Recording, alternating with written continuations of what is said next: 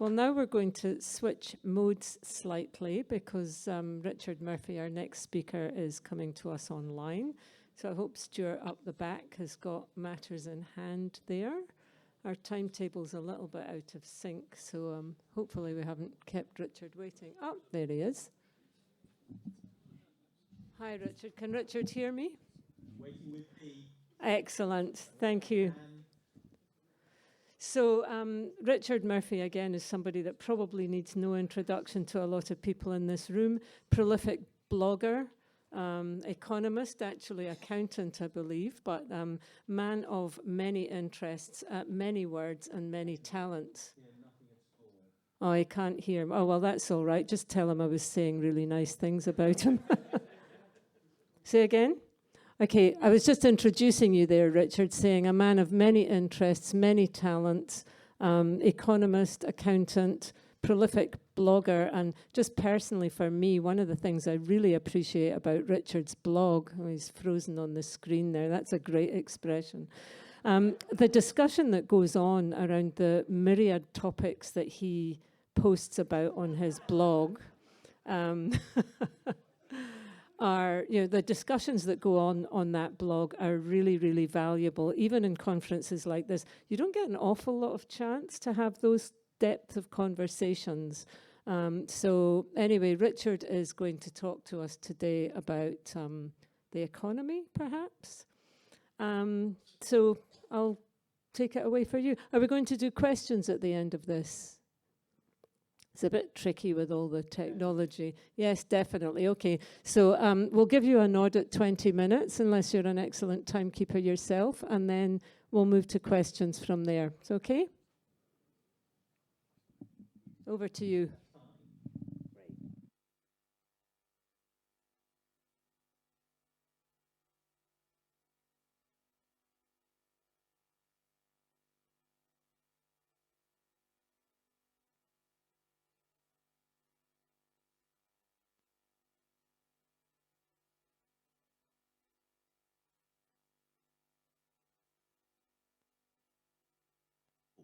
And they say, we understand in Ireland, but why in Scotland? And my answer is always the same.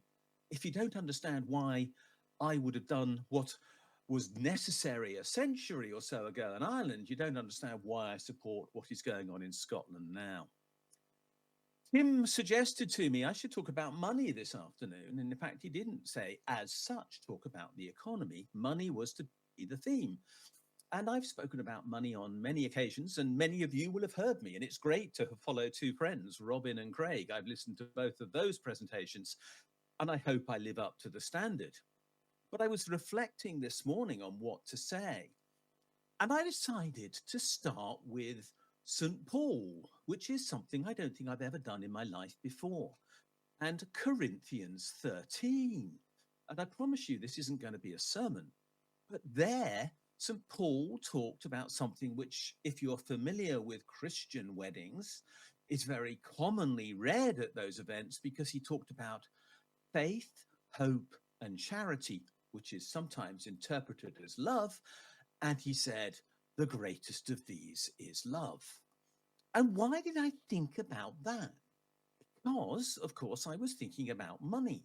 And economists say that there are three characteristics to money: that it's a store of value, it's a facilitator of exchange, and a unit of account. And what I want to say to you, rather St. Paul style, is that the greatest of these is the unit of account. And that's not just because I spent 42 years as a chartered accountant, even though I'm not anymore, and there's a long story behind that. What I want to talk about is money and why it matters, particularly in Scotland. And I know our next session is about that as well, but I'm sort of building a bridge into it because I've thought about this issue for a very long time. And I'm thinking about it again right now. And if any of you do read my blog at the moment, my wife and I are exploring the ideas of quantum mechanics and quantum biology and how they might apply to the whole issue of the economy. And one of the massive problems we've had is to describe what part of the quantum structure could be the analogy for money? And the answer is it's very hard to find one because money as such doesn't exist. And that's the great problem that we have when we talk about money in an independent Scotland. You're actually talking about something that as such doesn't exist. I know people think it's notes and they think it's coins and they're used to the ones they've got and they'll feel it's unfamiliar if they don't have those ones and they have to have some different ones of the sort Tim's printed or whatever else it might be one day. But it isn't real in that sense. Money is just a unit of account. And a unit of account is an irreducible form of information. And in that sense, by the way, this is quantum, because in quantum, quite literally, quantum means how much. That's what the term means. And that's what we're talking about when we talk about money. How much? And we need to understand it like that and begin to talk about money in that way, because money is just data. How much potential is there in Scotland? Because money doesn't record wealth as such. You can have a pile of money and it doesn't imply anything. It's what it's used for that creates wealth. Money isn't wealth. Money is the potential to create wealth. And why we need to think about who controls money is in Scotland is how you want to use money to release that potential in Scotland. And money isn't, and money is not value as such. It's a measure of the capacity to deliver value. Again, different from the thing that it's conventionally talked about by most conventional economists.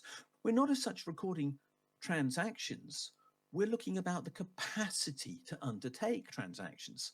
And Craig's just been talking about that with regard to those small builders. They have the capacity to build 5 houses. Why aren't we releasing it instead of giving the money to Persimmon? This is important. It's the question that money begs of us, and it's why we need to think about money differently.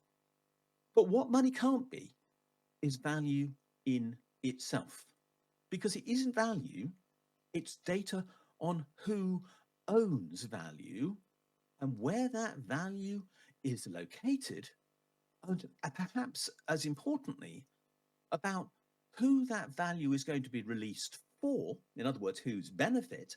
And here, what Robin had to say seems to me to be so important. And where is it going to be released? Is it going to be released for landowners who are investing in credits, carbon credits in Scotland? Is it going to be invested for the Canadian Pension Fund? Or is it going to be released for the potential and value of the people of Scotland? And that's why the debate about this unit of account we call money is so important. Money is there to record the potential, to record the delivery of value, and to provide an opportunity for government to influence that process of delivery so that outcomes which are socially desirable for Scotland as a whole are possible. And in this sense, remember that money and tax are the flip side of each other. Governments create money. They also have to destroy it if they're going to control inflation. And they destroy it by literally taxing it out of existence. Quick thought, hadn't got this prop ready, but that's why I wrote the book, The Joy of Tax. The book that I had to explain to my students involved tax, the most exciting 3-letter word ending in X in the English language, of course. And tax has that enormous potential to direct things. So this is a government-focused issue. But that said, we still know that money is intangible. It's created on the most powerful instrument known to humankind. It is the keyboard. That's what I batch every day to write all those blogs, normally 3 or 4 before breakfast. Sad man that I am. But it's also the place where we type the numbers that create money every day. Money is created by banks simply by going plus £10,000 if that's what you want to borrow in a person's current account, and minus £10,000 in a person's loan account. You could swap the numerators in both those cases depending on which side of the transaction you are. But that's all it takes to create money. But the fact is that that then poses an enormous question. Who do we have faith in? I'm going back to St. Paul now. Who do we have faith in to create that money, to record that value, and to oversee its release into the economy for the benefit of the people of Scotland? Who do we have hope in to deliver that value? And perhaps, and let's just push that phrase from St. Paul a little further. Do we want the people who are doing that to do it out of charity for Scotland? Or do we want them to do it out of love for Scotland? And the two are, as far as I can see, fundamentally different. If you're talking about charity for Scotland, you're talking about the very mean form of charity that comes out of Westminster. If you talk about love for Scotland, you talk about money in Scotland being created by Scotland for Scotland's benefit by people in Edinburgh or wherever else you wish to locate the Central Bank of Scotland, which doesn't have to be in Edinburgh, of course, because the mistake of locating everything in the capital city shouldn't be something that an independent Scotland should perhaps replicate. But the point is, we can't rely on England to do this because we know at best England has a grudging charity towards Scotland, mean grants, as I will describe them in my national column on Monday morning, because I happened to write it last night, so I know what it already says. And it doesn't care about outcomes for Scotland. Frankly, Scotland, as far as it's concerned, is seen in that policy of exploitation for carbon credits. It's just a place to be exploited. It's a place to be exploited for the purposes of the land mass. It's a place to be exploited for its energy, but it's not a place to deliver love for the people of Scotland. That's the last thing that I think we can say that London has. And so if we're talking about faith, hope, and love, what we need is Scotland to have faith in its institutions that create money. And that means that we need Scotland to be tapping on the keyboard. It does need to be somebody in Scotland doing that, not somebody in London doing that. We need to have somebody who's accountable to Scotland doing that, so that when we record these transactions, we know it's subject to Scottish regulation to deliver the information that Scotland needs so that Scotland can manage itself. And Robin talked about the fact we don't have reliable statistics in Scotland, something that I've talked about for a decade or more with regard to GERS and the crap data that's included within it, because we don't have good data. And if money is information as data to inform decision making, and that is fundamental to its role, then we need somebody in Scotland deciding how to use that information. We can't rely on someone in England to do that. And we can't rely on English regulation because, frankly, English regulation, as we know, is failing. We haven't got a national statistics in England, well, the UK, notionally, at present, that works. People don't answer the surveys. The government won't invest in data. The government won't invest in regulatory environments which are suitable for the people of the UK as a whole. And so we have, for example, the absurd situation where benefits fraud is probably really quite small in the whole of the UK. Corporation tax fraud is a figure several times the number of benefit losses, and yet the government doesn't invest in tackling corporation tax abuses. It chooses to invest in tackling benefit fraud. It gets the value judgments wrong. And we need those value judgments on this data to be right. And so money is genuinely about faith in the economy of Scotland. Having a Scottish currency is about understanding that only Scotland can release the value in Scotland. You have to put it like that because that's the way the story needs to be told, because that's the way it is. And that value has to be released for the people of Scotland above all else, which means the Scottish tax system has to be guided in that way to make sure that when the money the Scottish government creates on behalf of the people of Scotland is reclaimed, it is reclaimed in a way that ensures that value is maximised within the country as a whole, and that means delivering it to the people who needs it. And that can't be done without control of the currency, because without control of the currency, you can't control the tax system. It's as simple as that. If they're the flip side of each other, you can't do it without having control of the money. So money is about faith in the potential of Scotland. It's about hope in the fact that that potential might be released. But most of all, and I'm running really well within time here, money, a Scottish currency, is, I think, about love for Scotland. It's about saying, we believe in Scotland above all else. And that's why we want our own currency, because that's the only way we will deliver for the people of Scotland, because they need it to deliver for themselves, to make it their own, for their own benefit, and for the benefit of those who are going to come after them. Because no good government, no good society thinks only about itself. It thinks about those who will come. And that's the thing that is missing. It's the thing that's missing within Scottish politics, as far as I see it, which is at the moment, and I'm blaming the SNP. I'm not talking about all parties here, let's be clear, but I do read this in the SNP's leadership. Again, I don't read this in the SNP membership. I make that also very clear, but I do see it in the SNP leadership. There's this terrible fear that they haven't got enough love for Scotland, that they can trust it, and that they believe in it from now and until time immemorial. And yet, Scotland has been a country before it was in the union with England. It will be a country after the union with England.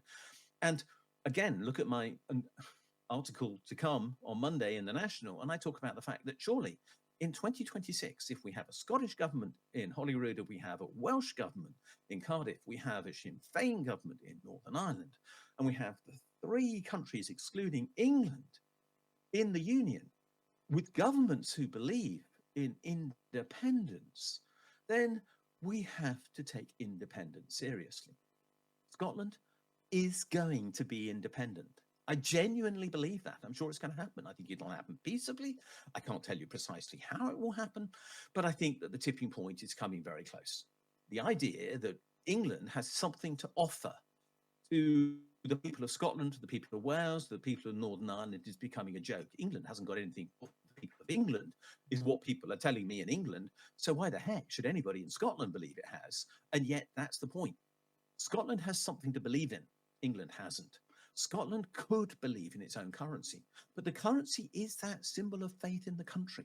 It's the symbol of faith in the value of the country. It's the symbol of the faith in the power of the country to deliver for itself. And it's the symbol of the faith of the Scottish people to manage the affairs of Scotland for themselves through the regulation of its currency, through the regulation of its banks, through the regulation of its tax system, to deliver outcomes that would work. And those things are all inextricably linked. But the point is, you can never do them unless there's somebody from Scotland tapping the keyboard. And therefore, Scotland must have its own currency. And I know that's the subject of the next discussion as well. But I wanted to put this in terms of a narrative, because I think that a lot of what we need half the time is narratives. And that's what I just told you. I've told you a story about believing in Scotland. And I think that's the story that Scotland needs. It has to believe in itself. And my point is, if only the SNP leadership did it, if it was willing to talk these narratives, then I think we would have a Scottish currency much higher up the agenda than we have. And that's what I want. I'm done. I'm open to questions.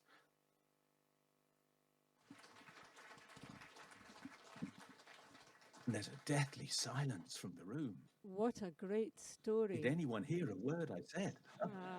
Now there's a couple of hands up at the front. Surely we have more questions for Richard than that.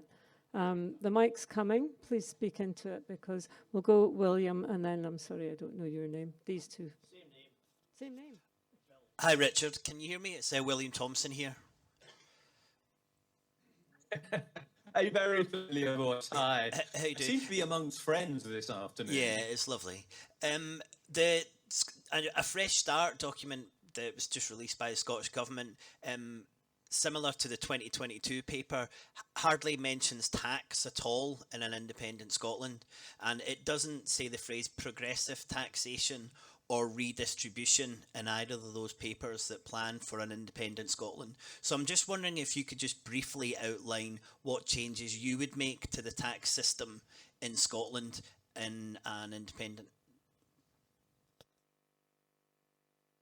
Well, thank you. I did write a couple of white papers on this whole idea of how I would change the tax system that Scotland will inevitably inherit from the Union. Let's be honest. That's how it worked in Ireland in 1922. I've looked at it. I've seen how it worked. That is the precedent. I don't think there's another way to make it work, because tax systems are complex admin systems and you can't build them from scratch. So we would have to take over the English tax system and adapt it for use.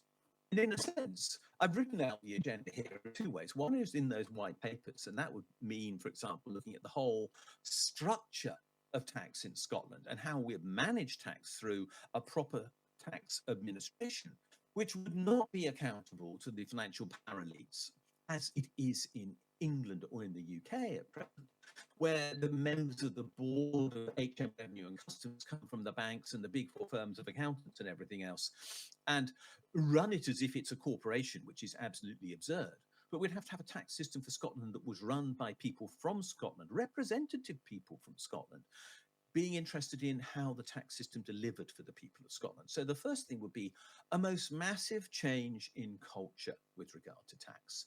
That tax is not something which is imposed upon Scotland, but which is something in which the people of Scotland participate. And that has to be symbolised right from the start and right in the way you manage the tax authority for Scotland, to show that people are listened to and heard. And that would be important as well with regard to consultations and so on. And I think that would filter down. But then I would suggest more recently, I've written what I called the Taxing Wealth Report.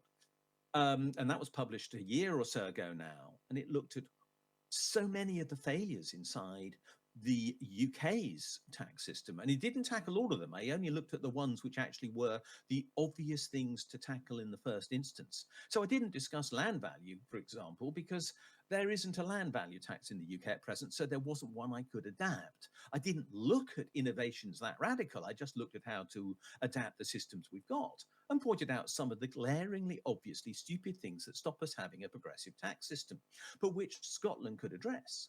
Capital gains in Scotland could be taxed at the same rate as income tax. There is no reason why £1 arriving in a person's pocket from a profit should be taxed less than £1 from another source. There is no reason why work should be taxed more heavily in Scotland than income from investments. So there should be an investment income surcharge of 15%, I suggested. And what is Rachel Reeves now talking about? She is talking about this idea, by the way, but she's talking about applying it to work undertaken by people in limited liability partnerships. Now, the vast majority of them are very high earning, and I haven't got a problem with increasing tax rates on high earners. But she's still talking about applying this idea of increased effective national insurance rates to unearned income. You know, this is just absolutely absurd that work is the thing that is taxed most heavily, when landlords in Scotland, when bankers in Scotland, when people who live off interest in Scotland, the people who live off rents in Scotland are going to be taxed less. This does not make social sense. So that should be happening. Do those two things, by the way, in the whole of the UK right now, and you would close every idea that anybody has got about a black hole, and you would raise more money than a wealth tax could by themselves. But you'd also, for example, charge VAT on financial services. And again, there's no reason why not. Scotland won't be in the EU at the time. And if it was later on, well, you could change back. But in the meantime, you'd be putting a powerful signal out that financial services, which are deeply extractive from the economy, let's be clear about it. Most of the financial services industry is simply about sucking value out of the economy, not adding value to the economy, should be subject to VAT, but it isn't. That would be charged largely on the wealthy because they're the people who buy financial services. What else could I do? Look, I could keep going. I mean, the point is, I'm making it clear that we could run Scotland's tax system very, very differently. We would have a focus on redistribution. We'd be talking about less at the bottom. We'd be talking about more effective payments of benefits to those who need it. And we wouldn't call them benefits. We'll call them social security, because this is a safety net to help people who are in need. It's not a benefit. It's not some form of charity. This is about participating in society, and we'll be doing all of that to make sure that money circulated better. And again, this is about this issue of, if you like, faith, hope, and love. We'd have faith that Scotland will want to recirculate the money within it from those who have to those who haven't, so that those who haven't could spend. But the consequence would be stronger local economies, better local shops, more local jobs, stronger revenues for the government as a consequence, and, bizarrely, more wealth for the wealthy who own those businesses in all probability. but we're talking about creating virtuous cycles for Scotland. And if we did that and didn't presume that we'd have this situation which the UK as a whole has got now, where money is extracted rather than added by everything that government does, we could end up with a much better Scotland. Sorry, it was a long answer, William.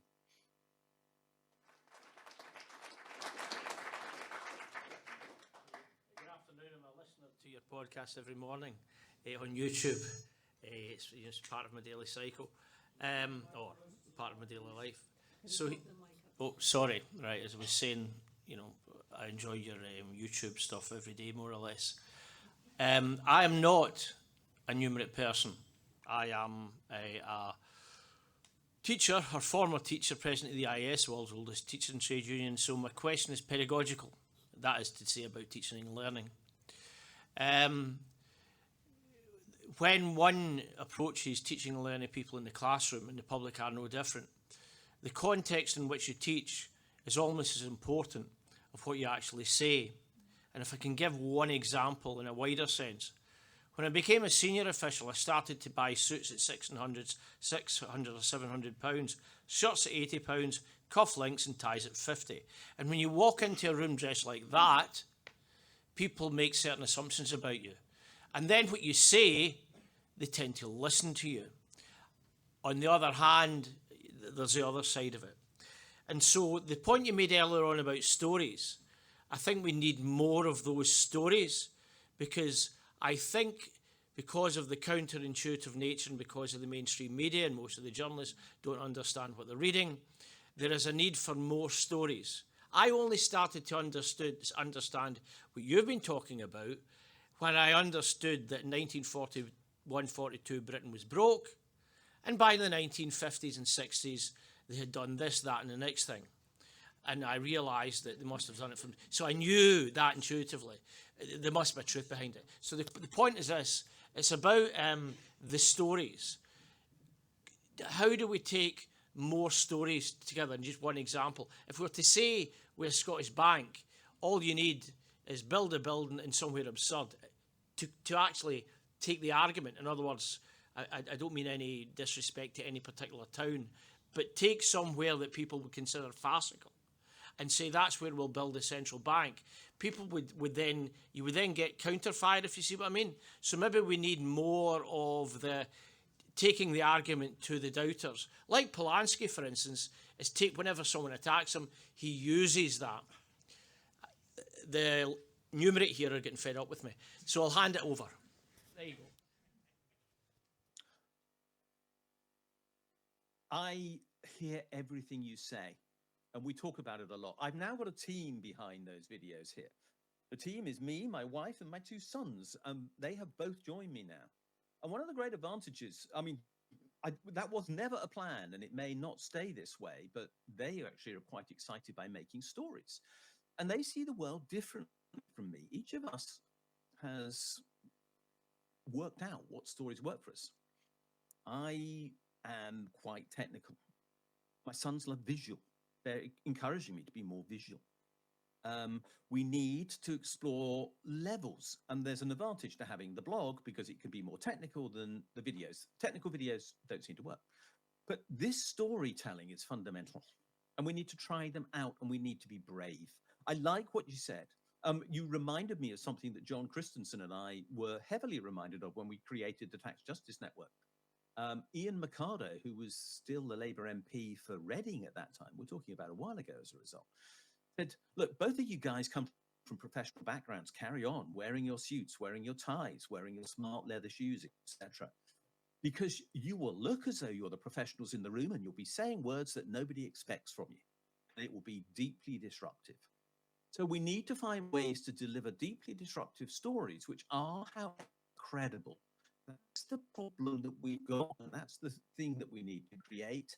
And it's why I wake up every morning and write those blogs. It's why every day we record videos, because we're trying to find stories that work, stories about change. And don't give up on that process is my answer. We haven't got good stories. We haven't got the best stories. I've just tried a new one. I've never tried the version I've just tried on you before. I don't know whether it works or not. If anybody's got feedback from me later on, I'll be interested. I'll probably turn it into a video at some time. The point is, unless we try, we don't discover what literally is like the spaghetti that sticks to the wall. We have to find out which bits stick and which slide down it. And until we find what sticks, we haven't got a narrative to sell to people about what Scotland's going to be. Thank you, Richard. We've got just time for 2 more questions. Tim's saying, no, we've got no more time for questions. Sorry, guys. We're going to have to wrap up there. I would just like to throw in a comment, because with all the white papers and the great stories that we hear at conferences like this, and then the examples we have of people like Richard who are, you know, telling stories every day and trying it in different ways and reaching thousands, I don't know how many people. A nice challenge for next year's conference would be for people to come back with stories that they've tried. In a month, it is. A month, yeah, well, that's quite quick, but yeah. Anyway, that's my parting thought, but a month we do. just join me in thanking Richard, and then I think Tim's going to speak.